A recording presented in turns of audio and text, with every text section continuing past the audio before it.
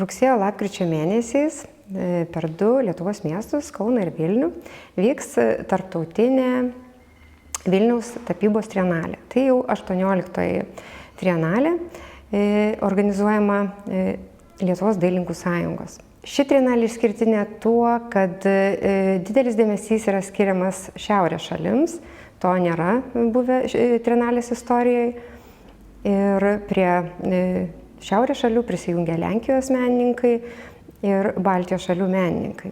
Rugsėjo 5 dieną Kauno paveikslų galerijoje bus atidarytos pirmosios trienalės parodos, tai šiaurės šalių kolekcija, Lenkijos ir dalis Baltijos šalių parodų, tai Lietuvos menininkų kolekcija.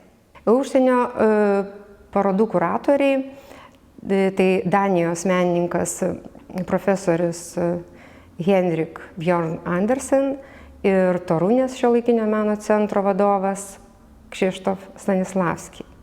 Trienalė provokatyvių pavadinimų, aš čia ne tam, kad jūs mane toleruotumėt, bet tam, kad jūs dirginčiau, nusako menininko buvimą laikmetyje ir jo mėginimą sukurti santykį su žiūrovu, tuo pačiu ir su pačiu savimi. Bendras trienalės tonas sutelktas į naujausias, novatoriškiausias tapybos tendencijas, siekiant suvokti ir konceptualizuoti šiuolaikinės tapybos dabartiškumą.